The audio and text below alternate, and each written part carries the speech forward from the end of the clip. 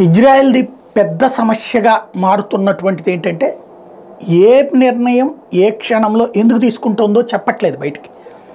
కానీ దాని పరిణామం మాత్రం దానికే ఒక పెద్ద మైనస్ సైకలాజికల్గా అవుతుంది.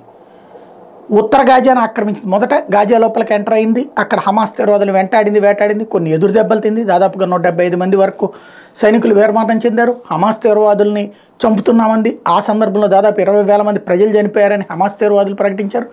కానీ వాళ్ళల్లో ఎక్కువ మంది తీవ్రవాదులేనని ఇజ్రాయెల్ చెప్పుకొచ్చింది. అది కూడా సరిగ్గా నేరుగా చెప్పలేదు. ఈలోపు అదిగో సాధారణ ప్రజలను చంపేస్తున్నారన్నటువంటి హమాస్ తీవ్రవాదుల ప్రచారాన్ని నమ్మి ప్రపంచమంతా కూడా ఇజ్రాయెల్ మీద ఒత్తిడి తెచ్చింది. ఈలోపు ఏమైందో తెలియదు కానీ అకస్మాత్తుగా తన సైనిక దళాన్ని వెనక్కి పిలిపించింది. దీంతో నిన్నటిదాకా దక్షిణ గాజాకి వెళ్ళినటువంటి పౌరులందరూ మళ్ళీ ఉత్తర గాజాకి వచ్చేసింది. మళ్ళీ నగరాలు నిండిపోతున్నాయి, పట్టణాలు నిండిపోతున్నాయి. కానీ అసలు ఎందుకు వచ్చేసింది వెనక్కి అన్నటువంటిది తెలియలేదు. పోనీ అలా అని బందీలు వెనక్కి వచ్చారా? రాలేదు. కాల్పుల విరమణ ఒప్పందం జరిగిందా? జరగలేదు. కానీ వెనక్కి వచ్చేసింది.